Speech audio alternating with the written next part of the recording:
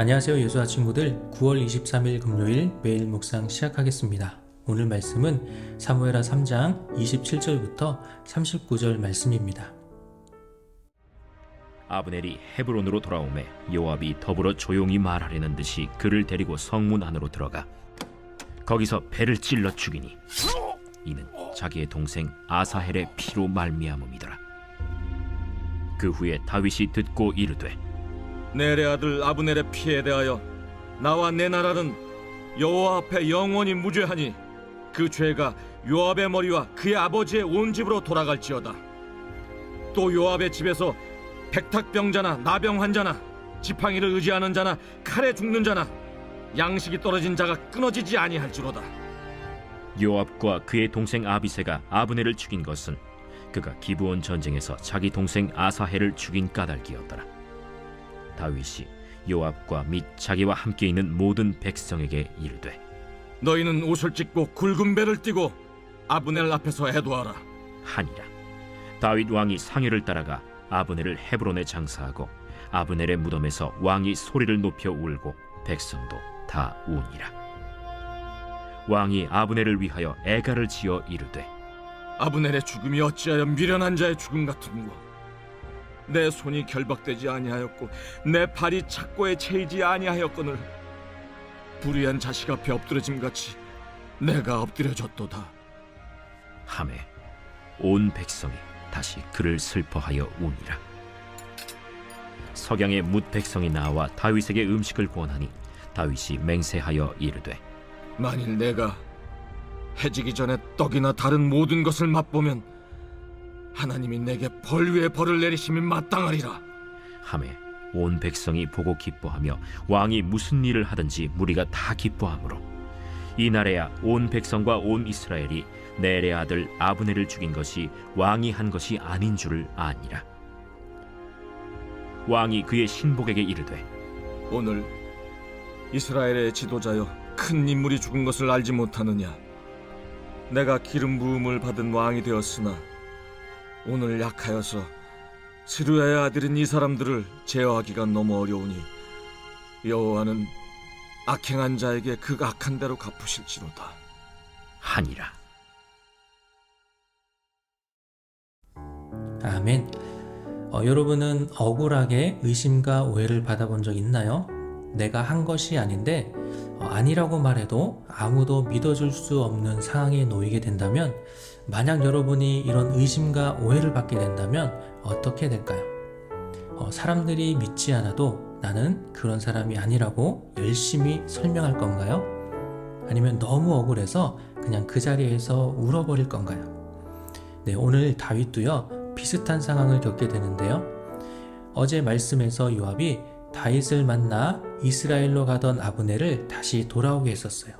이 돌아온 아브넬을 요압이 죽이고 맙니다.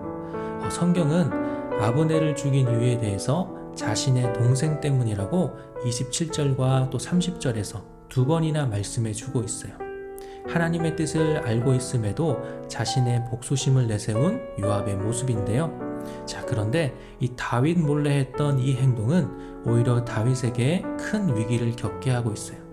바로 아브넬이 죽은 것은 다윗이 시킨 일이기 때문이다 라고 이 사람들이 생각하게 된 거죠.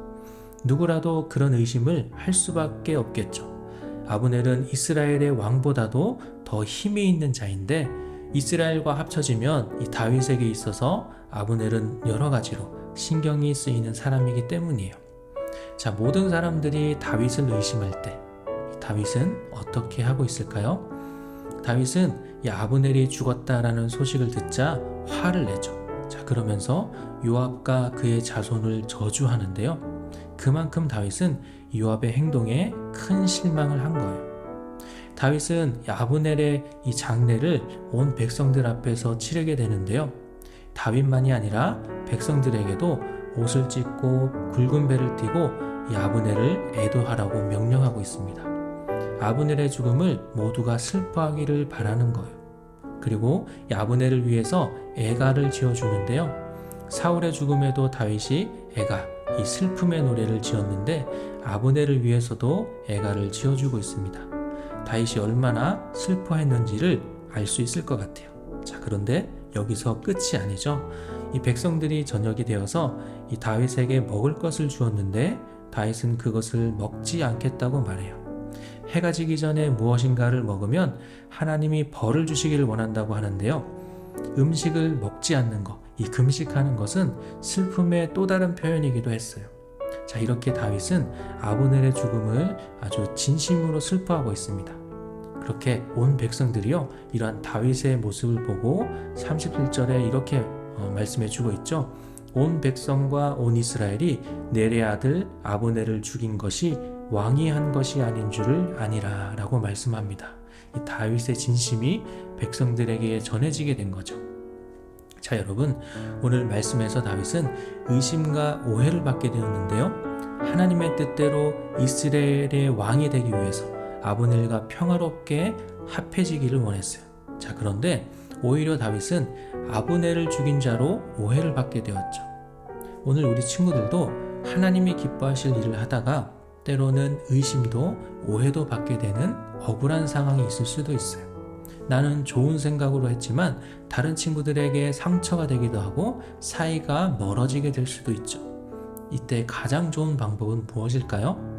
이 다윗과 같이 자신의 진심을 전하는 거예요. 만약에 요압처럼 내가 화가 난다고 내 생각대로 다 표현한다면 어떻게 될까요? 자, 요압과 같이 아주 큰 실수를 할 수 있는 거죠. 나의 마음을 그대로 표현하되 그것이 내 화를 표현하는 것이 아니라 내가 어떠한 마음으로 이러한 일들을 했는지 나의 진심을 표현하는 것이에요. 그리고 하나님이 도와주시기를 기도해야 돼요. 자, 여기까지요. 이러한 일들이 있기까지 아사엘이 죽고 아브넬이 죽고 또 사람의 욕심과 분노, 이런 생각들 때문에 여러 가지 일들이 있었죠. 크게 보면 이 하나님의 모든 상황 속에서 하나님의 뜻대로 이끌어 가시는 그러한 모습 속에 있는데요. 그러한 가운데서도 이런 좋지 않은 나쁜 일들이 벌어질 수 있다라는 거예요. 자, 그래서 우리는 우리가 할 수 있는 한 그대로 그 일들을 하되 나의 진심이 오해를 받고 의심받는다면 그러한 나의 원래의 마음들을 그대로 정직하게 표현하는 것이 가장 중요하다는 거예요. 자, 그리고 모든 상황들 속에서 하나님은 하나님의 뜻대로 이끌어 가시기 때문에 그 하나님이 이 모든 상황 속에서 도와주시기를 기도해야 한다는 거죠. 자, 오늘 말씀을 통해서 의심받고 오해받는 이 억울한 상황 속에서도 하나님의 도우심을 바라보며 자신의 진심을 전함으로 이겨낼 수 있는 우리 예수와 친구들이 되기를 소망합니다. 오늘 말씀은 여기까지고요. 내일 다시 만나도록 하겠습니다. 안녕.